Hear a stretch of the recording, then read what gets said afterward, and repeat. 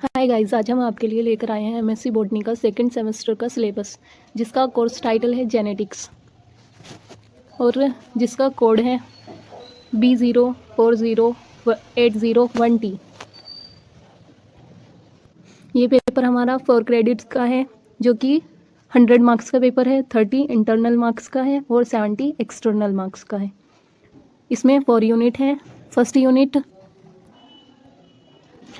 Unit के first topic में आपको पढ़ना है रिसेंट एडवांस मेंडेलियन और नॉन मेंडेलियन इनहेरिटेंस में हुई रिसेंट डिस्कवरी और उनका जेनेटिक्स में रोल। सेकंड टॉपिक है quantitative and population genetics.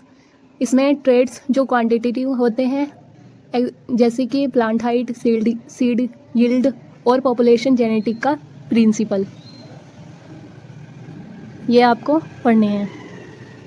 Third topic fine structure of gene. इसमें आपको जीन का डिटेल स्ट्रक्चर और कैसे वो फंक्शन करता है, ये स्टडी करना है। फिर आपको प्रोकैरियोटिक जीन रेगुलेशन की डिटेल स्टडी करनी है। देन ओपेरॉन्स की स्टडी करनी है। ओपेरॉन्स में लैकोपेरॉन और ट्रिप्टोफान ओपेरॉन जैसे जीन रेगुलेशन मॉडल्स पढ़ने हैं। CRISPR केस, ये एक जीनोम टेक्नोलॉजी है जिसमें हम बैक्टीरिया के जीनोम को एडिटिंग कैसे करते हैं, उसकी इम्यूनिटी में इसका रोल क्या है। सिग्मा फैक्टर, यह ट्रांसक्रिप्शन स्टार्ट करने वाला फैक्टर होता है, इसके बारे में पढ़ना है। माइक्रो RNAs, जीन स्प्लाइसिंग और रेगुलेशन में इनका जो रोल होता है वो। यूनिट सेकंड में eukaryotic genome components, related elements and transcription, जो कि मोबाइल जेनेटिक एलिमेंट्स भी कहा जाता है। जीनोम ऑर्गेनाइजेशन एंड इवोल्यूशन पढ़ना है। यूकैरियोटिक जीन रेगुलेशन में सिस एंड ट्रांस रेगुलेशन में प्रमोटर्स और ट्रांसक्रिप्शन फैक्टर का रोल पढ़ना है। पोस्ट ट्रांसक्रिप्शनल रेगुलेशन में RNA प्रोसेसिंग एंड स्टेबिलिटी का रोल पढ़ना है। क्रोमेटिन की हायर ऑर्डर स्ट्रक्चर और उसका बायोलॉजिकल प्रोसेस में रेगुलेशन के लिए रोल पढ़ना है। यूनिट थर्ड में जेनेटिक्स एंड फिजिकल मैपिंग में जीन्स के लोकेशन और अरेंजमेंट को मैपिंग करना सीखना है। लिंकेज एंड क्रॉसिंग ओवर में जीन के लिंकेज और रिकॉम्बिनेशन का कॉन्सेप्ट सीखना है।